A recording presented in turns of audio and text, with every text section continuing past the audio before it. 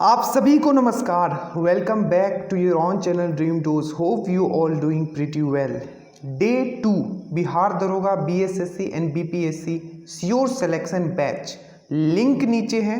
Success rate हमारा इस बार भी सबसे ज़्यादा रहा है। ठीक है, तो जितने लोग भी हमसे जुड़े हुए हैं कॉन्फिडेंट रहें और पूरी तरीके से जो आप मेहनत कर रहे हो उस पर विश्वास रखें। अंत में सिलेक्शन आपका ही होगा। You will be among the topper. ठीक है, तो अगले 2 दिन का ये रूटीन है 26 और 27। मैं फिर से बता देता हूँ, इस बैच का लिंक हमने नीचे डाल रखा है। सिलेक्शन चाहिए अगर आपको इस बार ही लेना है। इस बार आप किसी भी लेवल पे चूकना नहीं चाहते हो कि सर मुझे इस बार ही सिलेक्शन लेना है, लिंक हमने नीचे दे दिया व्हाट्सएप का, उससे आप हमसे जुड़ सकते हो। अब हम स्टार्ट करते हैं कि अगले 2 दिन आप क्या करने वाले हो। ठीक है, हमने मॉडर्न हिस्ट्री को लेके चल रहे हैं, प्लस हम साइंस को साथ में लेके चल रहे हैं, प्लस हम करंट को साथ में लेके चल रहे हैं, मैथ्स को साथ में लेके चल रहे हैं, प्लस स्टैटिक जीके और जियो और जो बीपीएससी का प्रिपेयर कर रहे हैं उनके लिए हम साइड बाय साइड हम बिहार जीके भी लेके चल रहे हैं। ठीक है, तो चलिए सबसे पहले हम लोग बात करते हैं कि हिस्ट्री में आज आप क्या पढ़ोगे, मॉडर्न हिस्ट्री। और हमने कहा है आपको क्रोनोलॉजिकल ऑर्डर, मतलब चीज़ों को कनेक्ट करते हुए पढ़ना है। पहले 2 दिन आपने क्या पढ़ा? पहले 2 दिन आपने पढ़ा उत्तर मुगल काल। आपने देखा कि औरंगजेब का डेथ होता है, उसके बाद जितने भी मुगल शासक आते हैं जिसमें कि मुअज्जम जो पहले गद्दी पे बैठता है बहादुर शाह प्रथम के नाम से, उसके बाद आपने पढ़ा। ठीक है, और अंत में जाके आपने देखा बहादुर शाह द्वितीय। उसके बाद देखा कि जब मुगलों का अंत हो जाता है, ठीक है, और जो आपका यूरोपियन कंपनी है वो एक व्यापारी के तौर पे बेसिकली आती है, पर उनका लालच बढ़ता है और वो अब शासन में भी अपना रोल दिखाने लगती है और धीरे धीरे जितने भी इम्पोर्टेंट पार्ट है हमारे प्यारे भारत का वो जीतने लगती है। जिसमें से सबसे पहला जो आप वार देखोगे वो है आपका battle of Plassey, battle of Buxar. ठीक है, जो कि one of the most important war होता है। और इस वार के बाद ये निश्चित हो जाता है कि अब ब्रिटिश भारत को छोड़कर नहीं जाएंगे। तो आज जो बेसिकली आप पढ़ोगे बैटल ऑफ बक्सर पढ़ोगे, जिसमें कि आप ये भी समझोगे कि मीर कासिम कौन था, ठीक है, मीर जाफर कौन था। ठीक है, बैटल ऑफ प्लासी और बैटल ऑफ बक्सर आप पढ़ोगे, जिसमें कि बैटल ऑफ प्लासी पहले पढ़ोगे, उसके बाद बैटल ऑफ बक्सर पढ़ोगे। ठीक है, उसके बाद आप पढ़ोगे एंग्लो मैसूर वार, बहुत ही इंपॉर्टेंट है। 4 एंग्लो मैसूर वार हुए थे, जिसमें आप टीपू सुल्तान के बारे में पढ़ोगे, हैदर अली के बारे में पढ़ोगे। ठीक है, ये सब जितना है वो आज आप पढ़ने वाले हो। एकदम शांतिपूर्वक आपको पढ़ना है।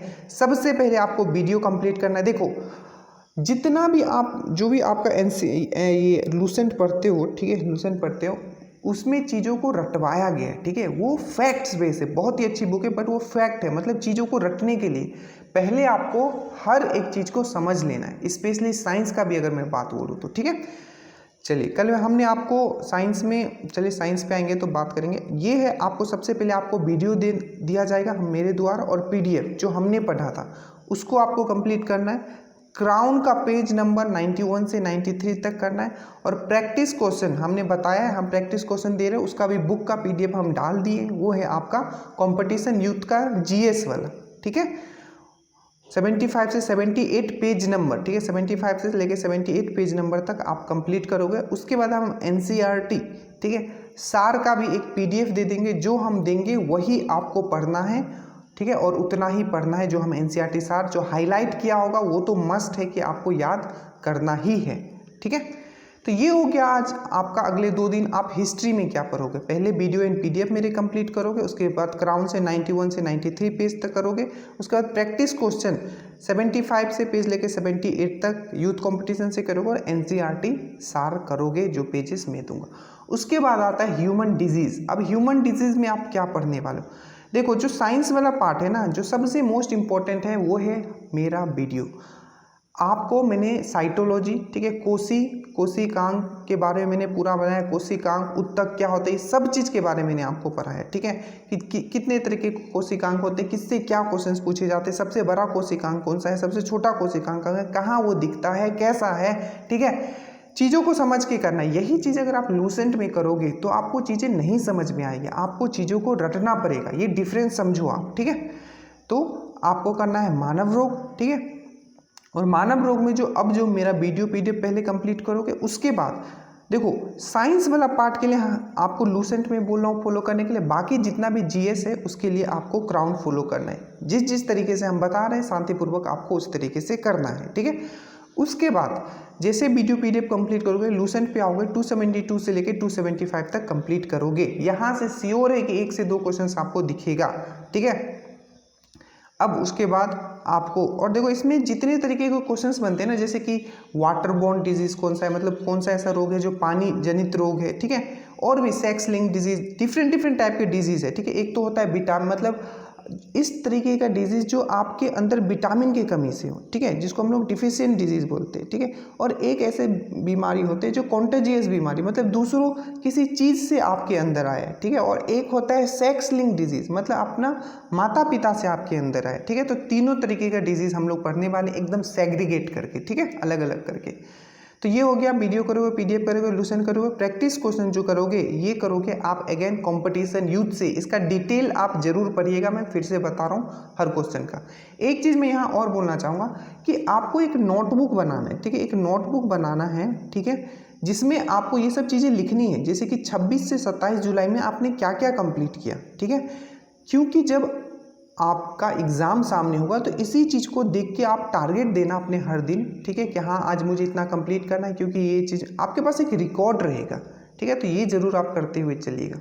उसके बाद करंट में, करंट देखिए, करंट हम लोग 2022 का अब जो करोगे 16 से लेके 31 तक, ठीक है, 16 से लेके 31 तक करोगे। और कहाँ से ये करोगे, ये करोगे आप स्पीडी से, स्पीडी का करोगे आप 15 से लेके 31 तक। और जो डेली में दे रहा हूँ, डेली में आपको इवन बिहार का भी मैं प्रोवाइड कर रहा हूँ आपको, प्लीज़ उसको लिखते हुए चलिएगा। डेली का जो वन लाइनर दे रहा हूँ, एक नोटबुक सेपरेट बनाइए, ठीक है। उसके बाद जो जीआई टैग, ठीक है, स्पीडी में एक पेज दिया हुआ है, पेज नंबर देख लेना, चौथा या 5वां पेज में होगा, जीआई टैग एक बॉक्स बना के दिया हुआ है। तो इसका मैं क्या करूँगा, आपको वीडियो एक दे दूंगा, ठीक है। थोड़ा पहले मैंने ये वीडियो बनाया था, कुछ नए भी आपको मिल जाएंगे, तो पहले क्या करना, वीडियो देख लेना, आपको दिमाग खुल जाएगा कि हाँ इस तरीके से चीज़ों को याद करना है। क्योंकि देखो मैं फिर से बताता हूँ आपको, मुझे यहाँ एग्ज़ाम निकलवाना है, बस मेरा मोटो इतना है कि एग्ज़ाम कैसे निकाला जाता है, ठीक है। तो मैं जो वीडियो दूंगा जीके ट्रिक वाला, ये जीआई टैग जो मिलता है, ठीक है, 2020 से लेके 21 तक जितना भी मिला है वो सब मैंने ट्रिक से बना दिया वहाँ, तो आप वो देख लोगे। प्लस आप जाके, ठीक है, क्या करना है आपको, आप स्पीडी पे भी जाना और स्पीडी का जो पेज दिया हुआ है एक बार बुक से भी इसको कर लेना, ठीक है। और डेली करंट अफेयर जो मैं देता हूँ उसको तो आपको लिखना ही है। तो स्पीडी से 16 से लेके 31 जनवरी तक जीआई टैग भी करना है आपको, जो मैं ट्रिक वाला वीडियो दूंगा, और डेली करंट अफेयर जो मैं देता हूँ वो करना है।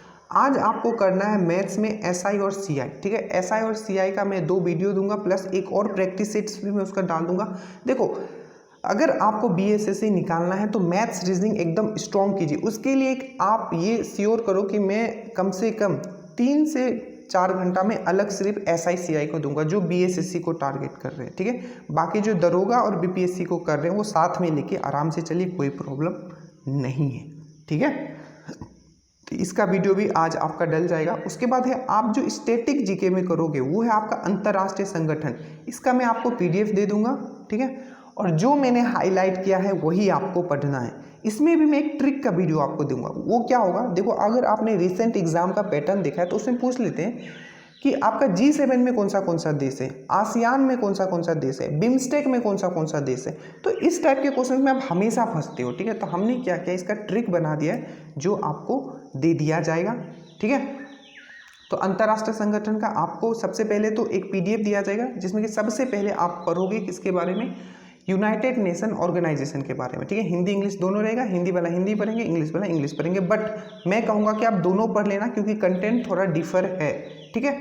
तो आज सबसे पहले आप जो स्टैटिक में पढ़ोगे अंतर्राष्ट्रीय संगठन, सबसे पहले यूएनओ के बारे में, ठीक है, यूनाइटेड नेशन ऑर्गेनाइजेशन के बारे में आप डिटेल में पढ़ोगे, ठीक है, कि कब उसका फॉर्मेशन हुआ, ठीक है, कितने मेंबर हैं उसमें, कितने उसके पार्ट्स होते हैं, इंटरनेशनल कोर्ट ऑफ जस्टिस क्या है, वो सब जितना है इसमें आपको डिटेल में पढ़ना है। बाकी जितने भी ऑर्गेनाइजेशन है बस उसके हेडक्वार्टर्स याद रखने हैं और उसका स्थापना कब हुआ, बस उतना याद रखना है जो इम्पोर्टेंट है उसके बाद आप जो ज्योग्राफी है, ज्योग्राफी में फिर से मैं क्या कर रहा हूँ, आपको जो आपने लास्ट में पढ़ा था उसको आज फिर से आपको मैं रिपीट कर रहा हूँ, ठीक है। सबसे पहले को भारत का भौगोलिक परिचय, इंट्रोडक्शन ऑफ इंडिया, जिसमें कि आप बेसिक वाले पूरा मतलब जितना भी बेसिक दिया हुआ ये एकदम क्राउन से रट जाना है, ठीक है। फिर से मैं बता रहा हूँ, क्राउन से भारत का भौगोलिक परिचय तो करोगे, प्लस उसके बाद जो फिजिकल डिवीजन है, हिमालय वाला पार्ट फिर से आपको पढ़ना है। तो मतलब क्राउन से 178 से लेके 182 तक आपको पढ़ना है। मैं इसको हाईलाइट कर दूंगा,